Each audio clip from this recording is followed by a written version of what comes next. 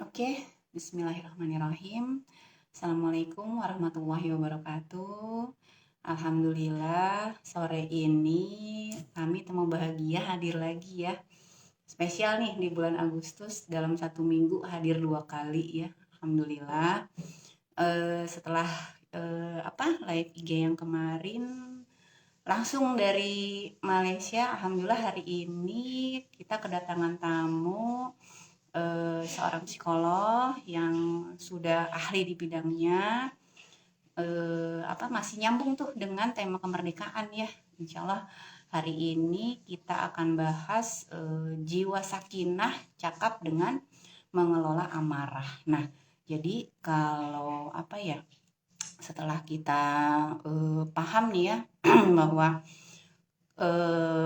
berani jadi diri sendiri, merdeka jadi diri sendiri itu adalah masih rule-nya itu ke Allah ya, berdasarkan dengan semangat berhijrah. Tapi banyak loh yang belum bisa all out gitulah untuk bisa mengalirkan aura inner voice dalam dirinya gitu loh. Setelah ditelusuri ternyata sebabnya masih terbelenggu oleh marah. Nah, sebenarnya kalau marah tuh boleh nggak sih gitu loh. Terus amarah itu sebenarnya negatif atau positif gitu ya. Nah, sebelum kita bahas lebih lanjut, nanti kita akan undang nih ahlinya, Teh Diah Mahmudah, seorang psikolog, seorang founder dari Dandiah Care Center yang sudah bergelut di area anger management ya. Jadi beliau memang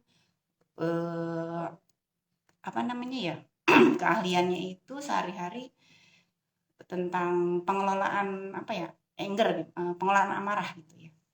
Jadi mudah-mudahan pembahasan kita sore ini bisa menambah wawasan baru ya buat sobat-sobat bahagia yang ingin lebih all out lagi menjadi diri sendiri, yang ingin lebih mengeluarkan lagi segala potensinya. Oke, kita tunggu dulu sebentar ya Teh Diahnya, sebentar lagi akan join.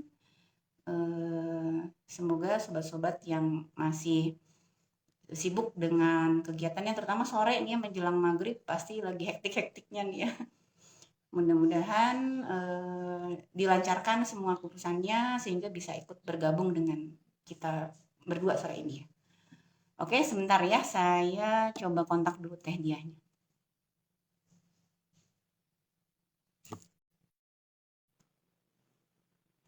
Oh, udah ada Mbak Adinda nih yang sudah join ya. Assalamualaikum Mbak Adinda. Gimana kabarnya? Nah, ada Teh Diah nih yang sudah join juga nih. Oke, bismillah ya, saya invite dulu Teh Diahnya ya.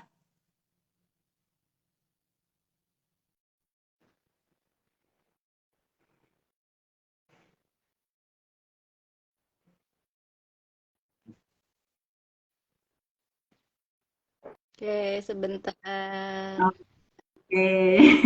Ah, Assalamualaikum. Aduh, Nifano. Rena, kita ketemu nih ya. Iya, Udah meskipun lama banget online. nggak satu frame. Hmm, betul, alhamdulillah. Sehat-sehat ya. Alhamdulillah sehat. Katanya kumaha damang. Emang saya, alhamdulillah. Iya, Lagi nyafe nih sore-sore gini ya Teh. Padahal biasanya sore teh kan secara ribut gitu ya, hektik dan sebagainya. kan diluangkan untuk Teh Oh, Rena Masya untuk Allah, nuhun berbahagia. pisannya. Udah meluangkan waktu untuk Ya, kita semua di sini sore ini. Jadi teman-teman nih yang baru join, pasti kan udah pada kenal pastinya sama Teh Diah mah ya gitu ya. Tapi nggak apa-apa lah, saya kenalin lagi gitu ya. Profil Teteh itu seorang psikolog, ya founder juga dan dia care center dan dia konsultan juga ya Teh ya. betul, betul, Terus ibu dua anak dan focusingnya itu tentang anger management ya ya Teh ya. betul, betul. Jadi dan membasuh luka pengasuhan. Nah, kalau yang apa sih aku gaungkan ya Teh ya, kan kemarin aku baru live IG tuh jauh-jauh dari sana Malaysia, tapi jadi kayak dejavu gitu loh Teh. Dulu tahun 2018 kan aku datang ke Bandung, terus yang pertama ketemu itu kan Teteh gitu loh, Iya, untuk mengurus semua emosi-emosi aku waktu itu gitu ya Teh ya. Jadi iya, iya. kayak Allah tuh aturin semua gitu loh. Terus aku kayak suruh ngulang lagi, ngerunut ulang yang dulu, terus tiba-tiba, bukan tiba-tiba sih ya, semua gak ada yang kebetulan ya Teh ya. Sama Allah ini ketemu sama Teh, jadi kayak, oh iya waktu dulu aku harus banget menguras gitu ya Teh ya, rasa bersalah, malu gitu dan sebagainya. Dan Masya Allah wasilahnya tuh teh dia gitu loh. Dengan ilmu anger manajemennya itu ternyata aku jadi tahu ya bahwa apa sih, marah itu boleh ya teh ya. Iya, Yang nggak boleh itu marah-marah gitu loh. iya. Terus ketika kita pengen banget jadi orang baik ya, ternyata tuh jadi kayak susah gitu ya teh ya, ketika kita masih di penjara terutama yang namanya marah-marah itu, sorry, marah yang tidak terkelola itu ya Teh ya. Nah gitu, jadi kaitannya dengan tema sore ini ya Teh ya, masih nyambung nih dengan kemerdekaan dan hijriyah. Kita tuh pengen berubah terus jadi lebih baik ya Teh. Kebutuhan mah setiap orang tuh pengen jadi baik sih Teh ya.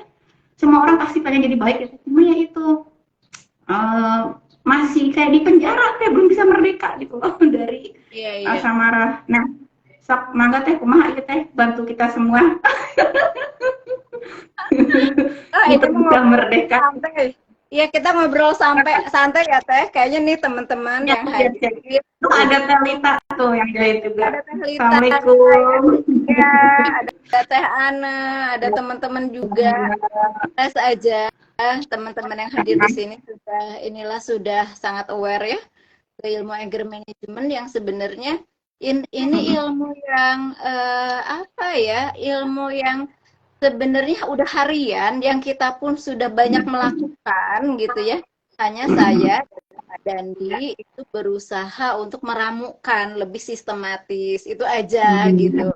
Kan Iya, segala iya, iya. ilmu kita mesti iket ya Teh ya supaya nggak kabur. Betul, betul, betul. Sebenarnya ilmu yang apa biasa saja sebenarnya kami berusaha untuk kembali karena kalau bicara idealis gitu ya, saya dan Pak Dandi itu punya mimpi. Mimpinya adalah kita ingin menyehatkan kesehatan emosi keluarga Indonesia, termasuk tentu saja keluarga saya ya di Iya, dalamnya iya, gitu. iya. Jadi tumbuh bareng kan gitu ya, sambil kita tumbuh bareng biar ramean, biar asik, ngajak-ngajak yang lain kan gitu.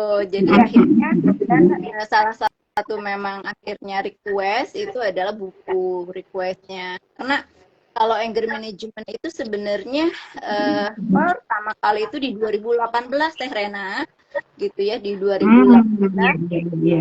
berupa training dan workshop dulu ke perusahaan-perusahaan gitu ya. Akhirnya ada masukan nih, gimana kalau ke keluarga juga, kayaknya komunitas itu deh. Nah, baru ada permintaan gitu. Kami geraknya apa yang tadi yang Teh Rena sebutkan, yaitu divisi dan dia pertama dan dia konsultan. Nah, di situ akhirnya keluarga juga butuh ya, iyalah gitu ya, di perusahaan aja powerful tuh emosi dan tidak ada ilmunya powerful banget, apalagi di keluarga ya. Setiap hari kan nguras emosi ya, 24 jam ya. Nah, kalau yang sangat-sangat dominan ini sangat-sangat berperan di keluarga ini ternyata kita minim ilmunya, kayaknya akan fatal gitu. Dan kalau kita punya ilmunya yang dominan ini yaitu kecakapan mengelola emosi, di dalamnya adalah mengelola marah, maka insya Allah itu keluarga kita akan baik-baik saja. Ya, selain ada variabel yang lain ya, tapi setidaknya kita memenuhi lah gitu salah satu variabel untuk bisa jadi keluarga yang sakinah gitu ya. Dan keluarga sakinah itu keluarga yang tenang ya, yang tentram, dan tentu saja namanya keluarga udah dia sosial ya, udah lingkungan sosial itu akan sakinah kalau pribadinya juga sakinah. Disinilah kita berusaha untuk menghidupkan, jadi tepatnya menghidupkan gitu ya, menghidupkan lagi ilmu-ilmu yang terkait dengan emosi konteksnya adalah di keluarga. Tadi karena udah sebutin tuh, kalau misalnya marah boleh nggak? Ya boleh lah. Marah itu adalah emosi. Emosi itu adalah ciptaan siapa? Ciptaan Ciptaan dari Allah ya. Allah ya. Ciptaan Allah itu insya Allah niscaya bermanfaat gitu. Nah, hanya terkadang akan menjadi mengganggu, akan merusak ketika kita tidak memiliki ilmu untuk mengelolanya gitu. Jadi kita keyakinan semua ciptaan Allah itu bermanfaat, akan membantu hidup kita, tapi dengan syarat dan ketentuan berlaku. Kita punya ilmu mengelolanya gitu. Nah, inilah kita berperan gitu ya. Karena survei Teh Rena, kita juga besaran ilmunya itu literasi emosi di Dandiah itu. Dan anger management itu adalah salah satu cabangnya gitu ya. Salah satu cabangnya. Jadi besarannya adalah literasi emosi, anger management adalah salah satu cabangnya, dan di situ kita survei ya tentang literasi emosi sendiri kurang lebih mungkin 300 orang tua ya. Ayo, masa kecil sempet nggak diajarin tentang pendidikan emosi? Ternyata jawabnya apa Mbak Teh Rena? Hampir 80% mengakui belum pernah dididik ilmu yang terkait dengan mengolah emosi. Nah, di sini Dandiah Care bersama teman-teman di DKM ya. DKM itu bukan Dewan Keamanan Masjid. Ini duta kesehatan keluarga ya. Iya, duta kesehatan mental Dandiah gitu. Rena juga salah satunya ya teman-teman yang hadir di sini. Jadi kita menghidupkan lagi ilmu emosi yang ternyata banyak. Itu 8 dari 10 orang memang masih belum memiliki ilmunya. Berbagai hal yang terkait dengan apa ya, self harm misalnya gitu ya, remaja itu kan ya. Sempat survei Teh ke salah satu SMA yang favorit ya di Bandung. 300 orang kurang lebih. Yang berpikiran self harm itu 60%. Astagfirullah. Subhanallah ya. 20% diantaranya mengeksekusinya. Gitu. Jadi 60% dari 300 berarti kurang lebih 180 orang berpikiran dia untuk menyakiti diri. Dan dari 100 dia 180 itu 20%-nya berarti kurang lebih 36 sudah mengeksekusi menyakiti diri. Ada yang digesek-gesek pakai penghapus Teh sampai berdarah lecet. Kenapa pakai penghapus? Enggak yang lain yang tajam. Nggak apa-apa Bu, biar sakitnya lebih lama. Biar saya merasa dan ternyata ini Bu bisa mengalihkan rasa sakit dia yang sebenarnya. Jadi ada bentuk self harm karena dia mengalihkan diri gitu dari rasa sakit yang sebenarnya. Ada upaya begitu. Ada upaya mencari perhatian ya, motifnya dan lain-lain. Akhirnya kalau lagi stres, lagi ngerasa kesepian dan lain-lain, memang punya nggak sih ilmu mengelola emosinya? 90% jawab nggak punya. Nah, kan kebayang ya berarti dari runtutan orang tua 8 dari 10% nggak punya. Terus survei ke remaja yang usianya produktif kurang lebih di usia sekitar mungkin 15 sampai 17 ya. Kan usia produktif ya Teh, usia anak pertama saya yang Teh Rena juga ya. Jadi nggak punya ilmu juga untuk mengelola emosi. Ilmu ini ternyata salah satu dampaknya adalah tadi seringnya dia melarikan diri karena nggak tahu cara ilmu untuk mengelola emosi secara saat itu gimana. Nggak disajikan alat bantu gitu. Nah, di sini dia hadir. Jadi intinya gitu ya, untuk tadi marah itu apa?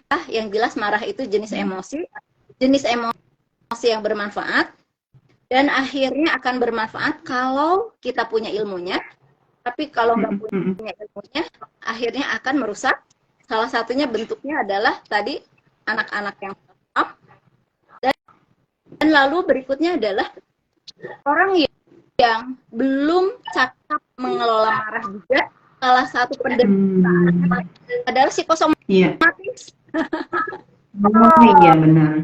Apa psikosomatis? Psikosomatis itu yaitu gangguan fisik yang kita rasakan, ya, baik itu dari yang sakit kepala, ya, migrain, yang lebih parah dia vertigo, atau naiknya asam lambung kalau dia di lambung, atau sampai yang ekstrimnya GERD, ya, asma, ya, apa tuh, kayak alergi, ya, rontok, itu segala macam gitu yang memang diakumulasi adalah salah satu penyebabnya karena dia nggak bisa mengelola marah gitu. Jadi akhirnya salah satunya kesehatannya terganggu. Jadi apa-apa yang terjadi di psikis mengganggu fisiknya, itu psikosomatis, ya. Gejala dia memang akhirnya membiarkan atau gak punya ilmu tadi untuk mengelolanya. Jadi kalau itu adalah pengertian marah, berarti mengelola marah itu seperti apa? Yaitu kita berusaha memberikan ilmu sehingga ilmu ini menjadi basic skill gitu ya dalam kehidupan kita.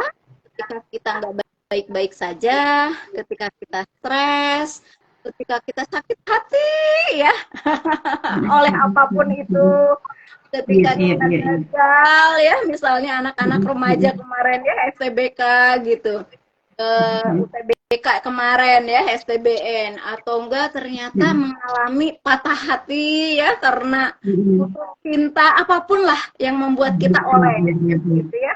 Nah, kita punya ilmu gitu untuk mengelolanya dengan cara yang sehat, bukan merusak gitu Teh, kurang lebih lah ya. Anger management itu jadi ilmu atau kompetensi untuk mengelola marah, baik marah akut maupun marah kronis, sehingga seseorang memiliki pilihan yang sehat, bukan merusak. Nah, kurang lebih. Jadi marah itu boleh berarti ya Teh ya? Ya. Bahkan Teh ya. Bukan mungkin, iya pasti ya Teh ya. Mungkin Allah memberi sesuatu, nggak ada sebabnya gitu kan ya. Yang harus apa namanya dipikirkan tuh respon terbaik apa gitu kalau kita marah gitu ya. Sobat. Terus ya, apa sih message-nya dengan adanya emosi marah gitu mungkin ya Teh ya. Karena kan tidak mungkin ya Allah hadirkan itu tanpa ada message gitu kan, pasti ada message gitu ya. Kalau yang ini yang aku tahu ya Teh ya, kan Allah itu menghadirkan marah supaya kita berani membela kebenaran gitu ya, berani untuk apa ya, memperjuangkan keadilan gitu ya. Mungkin tujuannya tuh itu, tapi karena ada setan itu ya Teh ya yang ikut bonceng gitu loh, dan karena tidak punya kemampuan apa pengelolaannya itu loh, akhirnya apa namanya jadinya marah-marah gitu ya, bukan apa seperti yang saya bilang tadi gitu loh. Nah sekarang nih Teh yang aku pengen apa ya eksplor ya Teh ya, kayaknya balik nggak apa-apa ya Teh balik ke ilmu dasar anger management karena aku tuh sangat terbantu banget gitu dengan ilmu itu waktu dulu ya. Jadi biar teman-teman juga nggak apa-apa lah refresh lagi ya Teh ya.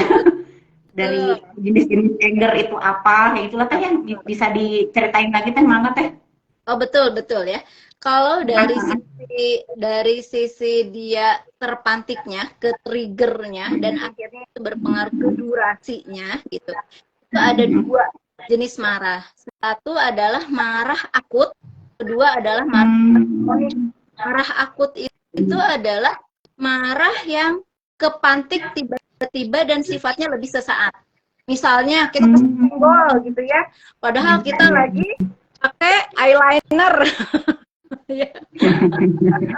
Atau enggak kita lagi masukin benang, lagi konsentrasi, tiba-tiba kesenggol. Nah, itu marah akut gitu ya. Atau enggak keinjek gitu misalnya. Nah, lalu kita bereaksi. Nah, itu tuh marahnya marah akut.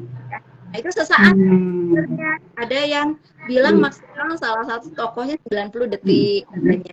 Marah akut itu. Jadi itu respon Iya, yang iya. alami, marah primer gitu ya.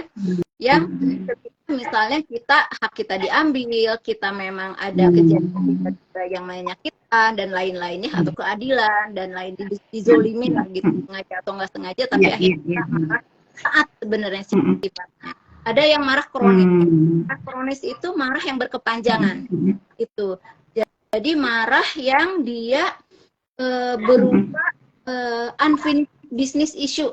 Sumbernya ada masalah-masalah luka batin yang berasal dari masa lalu.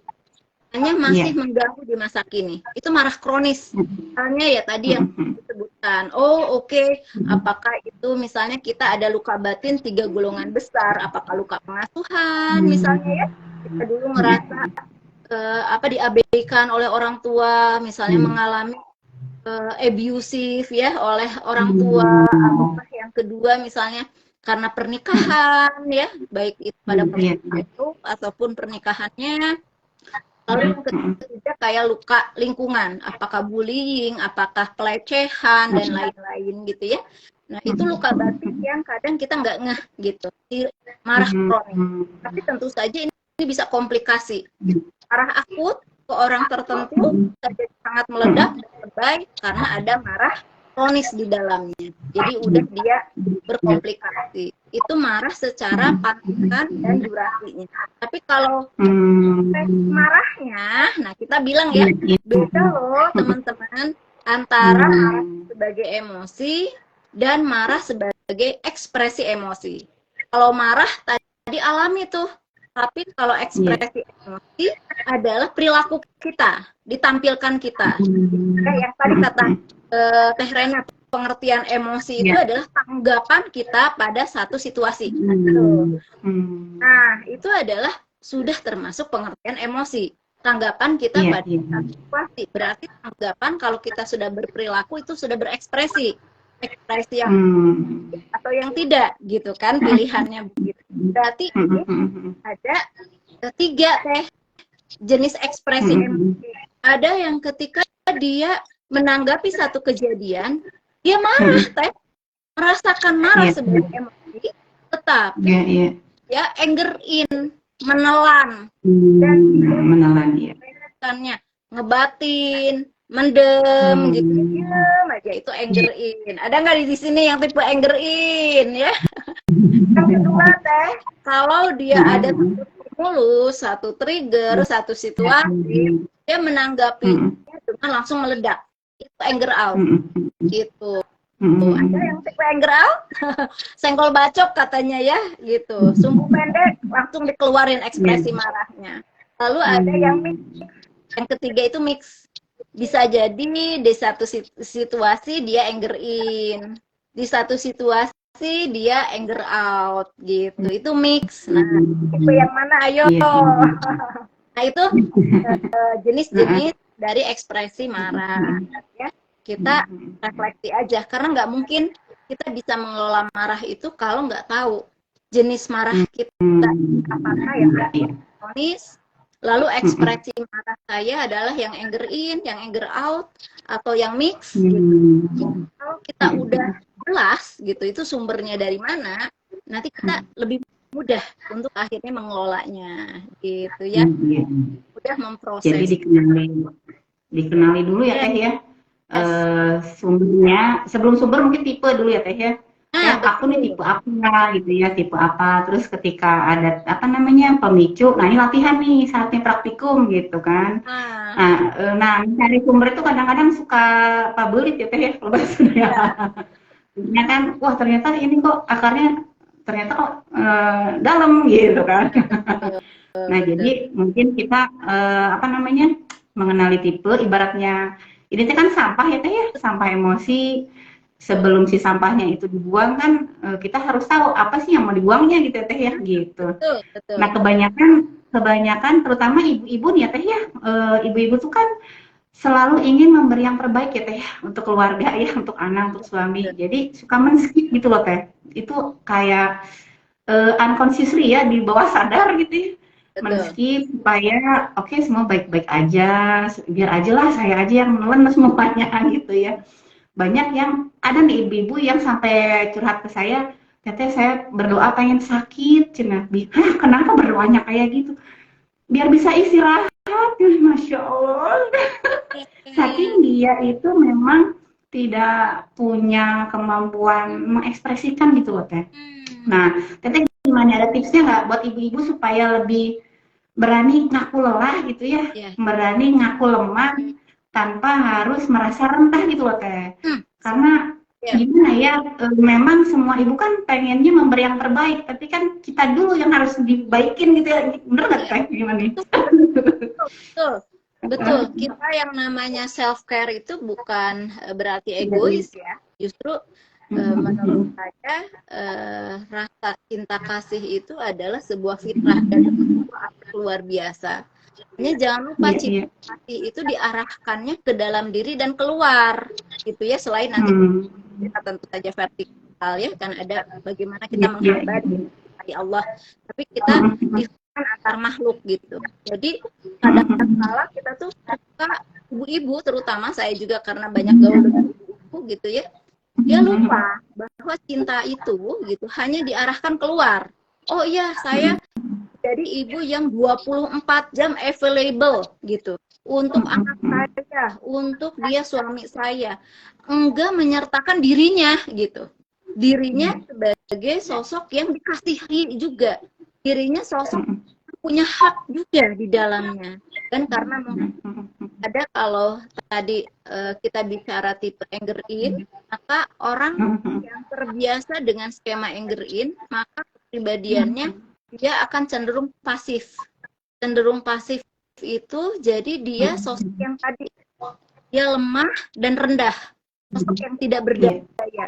Dia tidak diajarkan oleh keluarganya, tentu saja seharusnya menjadi guru emosi pertama ya, guru literasi emosi pertama itu tidak diajarkan bagaimana mengelola marah dan bagaimana mengekspresikannya. Meminta bantuan aja, nggak pernah. Dia pikir yang terbaik itu diam dan selalu menerima apapun itu, termasuk tanda kutip dizolimi gitu. Nah, ini memang bagaimana kita apa ya, kayak melakukan journey ya gitu. Kalau kita melakukan apa transisi lah, melakukan perjalanan, karena ada tipe yang pasif itu baik kepribadian pasif, ada tipe yang tadi katakanlah dia marahnya anger terus, jadi tipenya nanti kepribadiannya agresif. Pasif agresif itu skema yang maladaptif, yang tidak sehat ketika berinteraksi. Mana yang coba siapa yang nyaman punya pasangan gitu, yang marah-marah terus teh gitu, nggak ada empati kan nggak nyaman ya pastinya. Mungkin di beberapa orang ketika pasif seolah-olah si pasangannya aman-aman aja, tapi kita merasakan kalau kita sosok pasif, apakah dia juga sakinah gitu ya, terus memendam, apalagi udah ditengarai dia udah psikosomatis, udah GERD, udah hipertensi dan lain-lain, padahal itu sinyal tubuhnya udah protes. Pasifnya kamu itu nggak sehat loh, pasifnya kamu tuh sakit loh, kamu di mulut itu bisa kuat, nggak apa-apa, baik-baik saja, tapi badannya protes gitu ya. Nah itu skema yang pasif gitu, yang agresif juga nggak baik. Pasif agresif yang suka ngomongin di belakang itu juga nggak baik ya. Yang silent treatment bagian dari pasif agresif, dia diem padahal dia itu adalah bentuk kemarahan. Ada coba saya turut banyak remaja termasuk para pasangan yang mendapatkan silent treatment dari pasangannya. Wah itu luar biasa, luar biasa. Silent treatment itu ngediemin gitu ya? Ngediemin atau gimana tuh? Abaudan. Jadi silent treatment itu adalah tanggapan kemarahan kepada orang lain tapi dengan diem, ngediemin. Dia menganggap bahwa orang lain tuh nggak ada. Jadi objek marahnya, baik misalnya suami ke istri, suami orang tua ke anak gitu ya, orang tua dan lain-lain. Kalau konteks keluarga, ngediemin, nganggap itu nggak ada, padahal itu bentuk agresi juga silent treatment. Dan saya menjadi saksi bahwa tanda kutip korban-korban silent treatment itu tidak baik-baik saja. Bahkan ada beberapa yang sampai tadi self harm, sampai yang dia berpikiran bunuh diri dan lain-lain. Itu sama anger management yang tidak baik. Yang baik itu berarti apa? Yaitu asertif. Pasti asertif itu kepribadian seseorang yang dia bisa mengekspresikan marahnya dengan cara yang nyaman. Nyaman untuk siapa? Nyaman untuk dirinya dan nyaman untuk orang lain. Nah, justru itu pengolahan di sini, gitu ya. Perlu latihan ya, latihan yang sering ya. Nah, pengolahan dan latihan ya. Butuh jam terbang, Rena. Butuh jam terbang. Dan tentu saja kalau kita udah terbentuk tadi pasif agresif ataupun pasif agresif itu nggak mudah switching ya. Maksud saya tadi nge-switch ya ke asertif. Dia butuh journey yang memang berbeda-beda. Tapi bisa, itu sangat bisa. Gitu. Jadi sebuah kepribadian itu sangat bisa berubah. Gitu. Dengan catatan dia menyadarinya, dia mau punya ilmunya dan jelas tujuannya untuk apa, gitu ya. Nah, itu sangat bisa. Gitu. Orang yang pasif, orang yang agresif jadi asertif, demikian juga yang tadi silent jadi asertif. Tadi yang pertanyaan saya, yuk belajar ibu untuk asertif, gitu ya. Pilihan yang lebih baik belajar asertif, jemput ilmunya, karena ilmu yang tidak pernah dipelajarin di rumah, minim lah dipelajari di rumah, jemput di kelas manapun, silahkan gitu ya. Banyak kok kelas-kelas yang terkait dengan komunikasi asertif ini ya.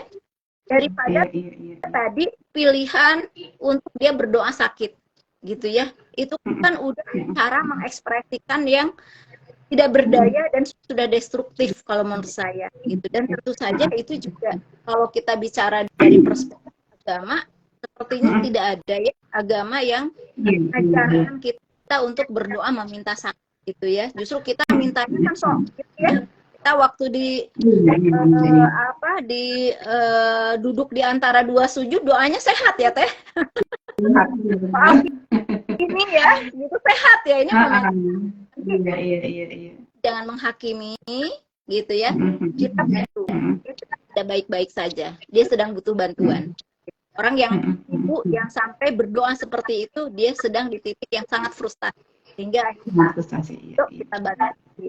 Kalau gitu teh. Iya, teman-teman ya, jadi sobat-sobat mau bahagia yang baru join, ini banyak nih Masya Allah yang join ya teh ya.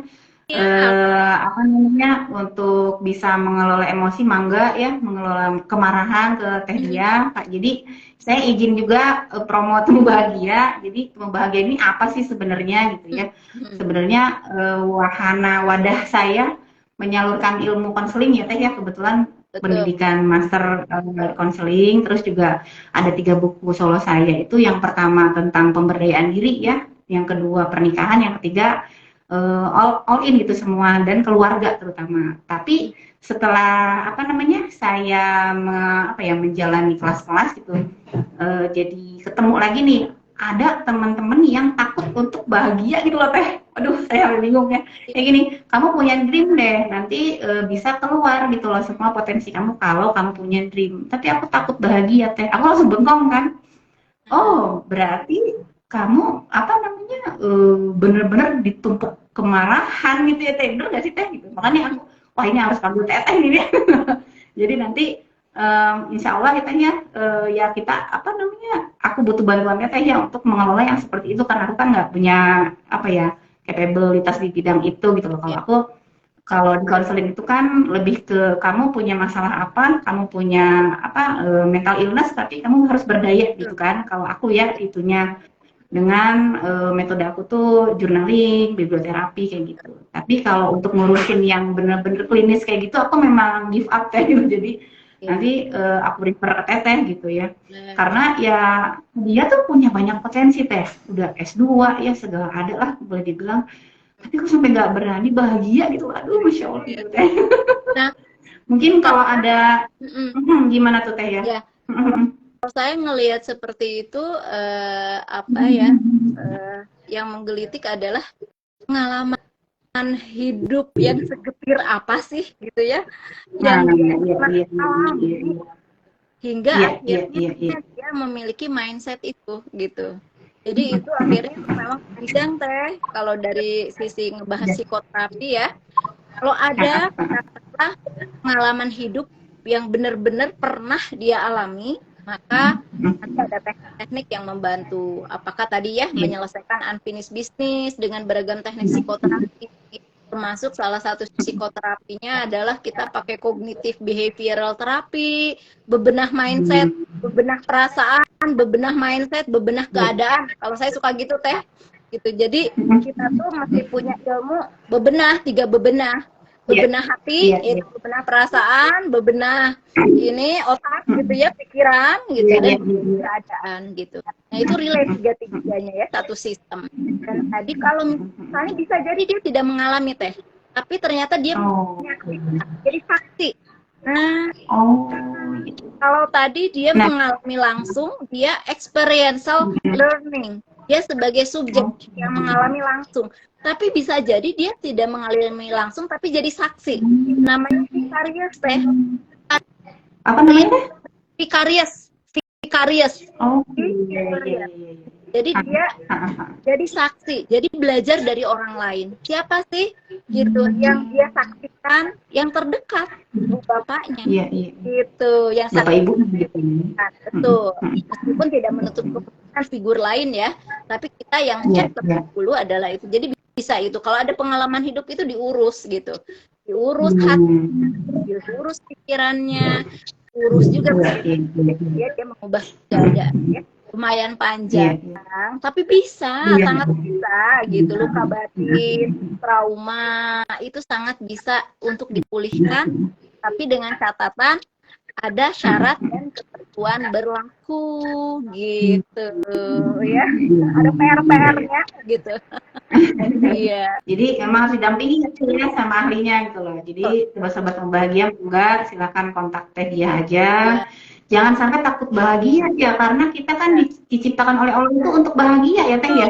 Kalau yang aku tahu nih ya, kebetulan berguru juga sama Ustadz Nasrullah pakar magnet rezeki. Itu aku amazed ya dengan kalimat kita manusia diciptakan untuk bahagia. Terus bahkan perintah beribadah itu aslinya karena banyak manusia yang nggak bisa bahagia gitu loh. Sama Iya. Allah ya udah sok ibadah aja lah biar bisa bahagia, biar bahagia. Nah kalau sampai ada ibu-ibu yang nggak berani bahagia ya gimana gitu ya kan sayang banget padahal Allah tuh nggak pengen gitu loh kita seperti itu.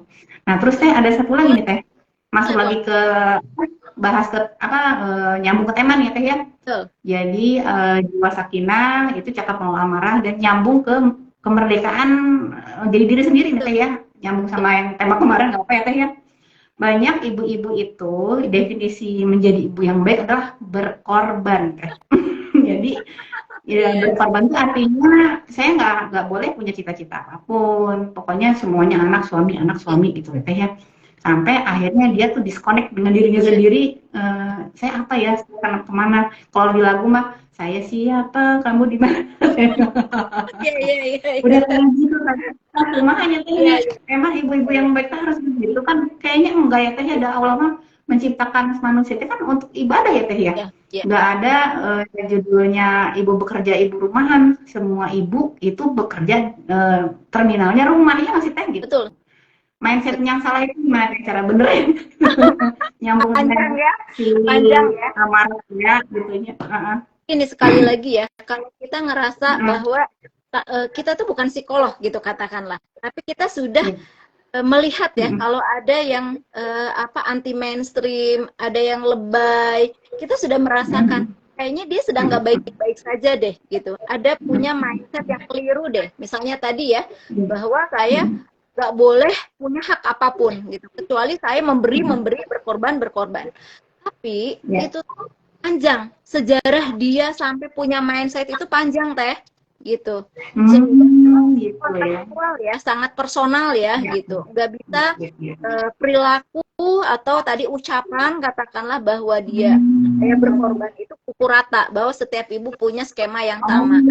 Tapi misalnya tadi bahwa dia memang diajar diajarkan ya oleh nilai-nilai ya dari orang tuanya bahwa orang yang baik itu adalah orang yang selalu memberi gitu. Jangan pernah memikirkan diri sendiri misalnya. Itu bisa jadi belief ya. Jadi value dia gitu. Sehingga akhirnya kan nanti kita bisa menggali tuh gitu. Apakah tepat? Kalau menurut saya ada fitrah ya Teh. Ada fitrah namanya egosentrik. Bahwa kayak tadi self care gitu. Dengan kita mengurus mengurus diri itu bukan berarti kita itu egois ya, tapi mengurus diri dengan beristirahat sejenak, kita sejenak juga menikmati hobi, itu bukan egois, itu bagian dari self care, self soothing, menenangkan diri sejenak. Kenapa? Biar nanti kita bisa berlari lebih panjang ketika berperan sebagai istri, ketika berperan sebagai ibu. Gitu. Jadi berpikir balik di switch gitu ya, bahwa egoisan. Ketika misalnya saya suka yang sederhana aja Teh, ketika kita menyiapkan sahur, kan nggak bisa kita mindset yang berkorban, nggak apa-apa, asal suami saya, anak saya bisa makan, saya nggak usah makan. Akhirnya dia nggak sahur. Satu, sunahnya nggak dapet dong Teh. Padahal di dalam sunah itu betul menyiapkan makanan mendapat pahala, tapi dia sunah pun istilahnya dia namanya sahur itu juga pahala buat dia. Belum lagi cara sunatullah kenapa sahur memang diadakan gitu ya oleh Rasulullah supaya badan kita kan sehat. Taunya dia sakit karena nggak minum, nggak makan gitu ya. Jadi kayaknya itu nggak tepat juga. Jadi banyak sekali ya mindset yang pelan-pelan kita kikis, kita luruskan gitu ya. Dan itu nggak mudah ya. Bertahun-tahun dia dibentuk dengan value itu, ketika kita berusaha ke value yang lebih bermanfaat gitu ya, lebih membantu, itu tidak mudah. Bisa tentu saja gitu ya, tentu saja bisa. Jadi kalau saya gini Teh, dalam konteks spiritual, kalau saya sangat percaya istilah saya berkurban itu hanya untuk Allah loh. Nggak ada berkurban untuk manusia gitu. Kalau kecuali sapi gitu ya, sama kambing ya. Ya, kalau saya kenapa? Karena ketika berkurban memberikan yang terbaik, lalu kita minta pamrih gitu. Dan Allah memang Allah hanya satu-satunya tempat yang tepat untuk membalas pengorbanan kita. Manusia tidak pernah menjadi tempat yang tepat untuk membalas pengorbanan kita. Sehingga jangan pakai istilah berkorban, karena berkorban itu hanya untuk Allah. Kalau manusia, saya lebih menyukai diksinya gitu ya, adalah saling memberi, memperhatikan, merawat, menjaga gitu. Itu akhirnya itu diarahkan ke dalam diri gitu ya, dan di saat yang bersamaan diarahkan keluar. Jadi kitanya sama-sama sejahtera gitu ya, nggak ada secara jangka panjang mental sejahtera selalu diarahkannya keluar. Sangat sukar loh, sangat sukar untuk kita yang manusia yang normal ya, yang emosinya up and down gitu, sukar. Ini both way gitu, both way saja gitu. Ya jadi ibu terbaik itu bukan yang mengorbankan diri gitu ya Teh ya, bukan yang memberi, tapi justru yang kita bisa tumbuh dan bisa mengajak anggota keluarga bisa optimal perannya gitu ya Teh ya. Si suami jadi suami gitu ya, si anak jadi anak gitu kan, bukan berarti semua tanggung jawab seluruh anggota keluarga ibu semua gitu. Waduh, kolaps nanti.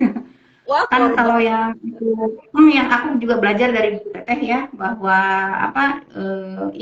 hati ibu itu kan juga jantungnya keluarga ya Teh ya. Betul. Di buku membahas luka pengasuhan, dan kebanyakan memang para ibu ya yang harus dibahas ya Teh ya. Kalau luka pengasuhan itu jadi peran tugas dari Allah itu, kita tuh jadi jantung keluarga. Nah, kita pelajari aja peran jantung itu kan bukan jadi kaki, bukan jadi otak, bukan jadi segala macam. Jadi kita fokusin peran itu gitu loh. Nggak harus ngebawa semua tanggung jawab. Nah, itu beratnya, udah gitu nggak akan ada yang beres itu nantinya gitu kan. Jadi kita kembali ke situ gitu ya, jangan berani jangan takut bahagia ya teh ya. Iya, Apalagi betul. sudah merdeka sekarang ya. Iya, Merdekanya teh beneran gitu, bukan merdeka kibar bendera aja, tapi betul, dari hati betul. gitu ya. Iya, Ciri-ciri kita merdeka teh kata Allah mah ya kita berani melakukan atas nama Allah gitu ya, selama itu benar, caranya benar, semuanya baik, ya nggak ada takut bermimpi gitu loh, karena selama masih dalam koridor, selama terutama ridho suami juga turun gitu ya, udah berarti itu memang Allah nyuruh kita untuk beribadah ya kan ya, kan sebagai khalifah ya punya kemampuan apa ya diamalkan gitu, kalau yang aku tahu ya teh ya, jadi betul, gitu. betul, betul. Jadi kan mengoptimalkan potensi terbaik kita itu adalah bagian ekspresi syukur. Syukur dalam tindakan. Iya, Kan iya, iya, syukur iya. bukan hanya dalam lisan ya, alhamdulillah gitu. Tapi syukur itu ekspresinya adalah dalam tindakan juga. Menggenapkan potensi kita, beraktualisasi diri, berdaya dengan potensi terbaik itu adalah bentuk syukur. Allah itu salah satu bentuk syukur. Gitu Jadi deh. kalau udah sakinah ya, karena sudah bisa mengelola amarah, jiwanya sakinah, terus kita jadinya ya itu ekspresi syukur tuh pengen bermakna dan bermanfaat ya teh ya gitu. Dan yang terutama fungsi peran kita sebagai ibu tuh ya itu jantung keluarga aja cukup gitu loh, bukan jadi kaki, nggak jadi tangan, nggak jadi satu itu aja, itu memproduksi cinta di rumah gitu ya teh. Kita ini sampai jam berapa waktunya? Aku jadi ngoceh panjang nanti. Ada yang nanya Jam nggak sih? maghrib ya? Tanya aja teh. Oh iya benar. Mangga, barangkali ada yang mau nanya ya, ini yang join banyak. Sapa-sapa dulu deh dari siapa nggak ada kotanya ya. Ini Mas ada anak Yogi. saya join ini, anak bungsu saya join. Yang kemarin basket ya? Iya. Kak Arfi. Oh, Masya Allah. Yang kemarin basket ya? Iya, ini ada ibu psikolog kita nih, Bu Arina nih dari Medan. Ya. Terima kasih banyak loh ya. Sudah join ya, menyempatkan waktu. Mangga kalau ada pertanyaan atau tanggapan ya silahkan. Yang meluangkan waktu ini. Sedikit Nah ini bukunya ya teman-teman. Nah, jadi tadi ada lagi ya Mas? Masih ada. Tapi kayaknya cuma 10 lagi deh, 10 buku dari 5.000 10 lagi. Jadi silahkan gitu ya, kalau ada yang berminat boleh ke Teh Rena DM, boleh DM ke saya juga. Ini buku belajar di sini. Kalau belajar di sini ternyata pengen praktek langsung, boleh ke workshopnya ya Teh Rena ya. Iya, silahkan, yang terdekat tuh di Tegal Teh. Ada offline. Offline ya? Ya. Online udah jarang ya? Ya, banyaknya sekarang udah offline ya, walaupun kami tetap memfasilitasi, ada online juga, jadi tetap hybrid. Tanggal 3 September dan di tanggal 17 di Riau, insya Allah. Ya. Ini hybrid ya yang di Riau. Oh gitu iya. Iya mangga teman-teman, silahkan dicatat tuh tanggalnya, dan tadi kalau mau pesan bukunya langsung aja kontak ke dia ya. Yang buku yang lainnya udah habis mungkin ya Teh ya? Ada beberapa sih, ini masih ada nih untuk anak-anak yang masih remaja. Emosi juga itu ada, tapi yang lain habis ya, yang kita nulis bareng ya, Trip to Forgive. Oh iya. Tapi beberapa buku sih kayaknya nanti diproduksi lagi ya. Kalau memang masih dibutuhkan nanti kita cetak ulang. Iya, siap. Gimana nih, ada yang mau bertanya atau menanggapi? Silakan. Sudah cukup ya, biar penasaran nanti belajar langsung. Ya enggak, langsung aja ke workshopnya atau membeli buku-bukunya Teteh ya nanti. Oke, karena udah mau maghrib juga ya Teh ya, atur nuhun pisan udah meluangkan waktu berbagi ilmu. Semoga sedekah waktu dan sedekah ilmunya dibalas oleh Allah berlipat-lipat ya. Dan terutama yang hadir juga, terima kasih banyak ya sudah join dengan kita berdua. Jangan lupa stay tune terus di sini, Temu Bahagia. Nanti doakan saya datangkan guru-guru yang lebih banyak lagi gitu ya. Memang aku senangnya belajar kayak gini bareng-bareng gitu. Ya gitu aja deh. Akhir kata alhamdulillah. Assalamualaikum warahmatullahi wabarakatuh. Semangat ya teman. Rena nuhun pamit teh semuanya teman-teman, sampai nanti lagi pamit ya. Iya. Assalamualaikum. Waalaikumsalam.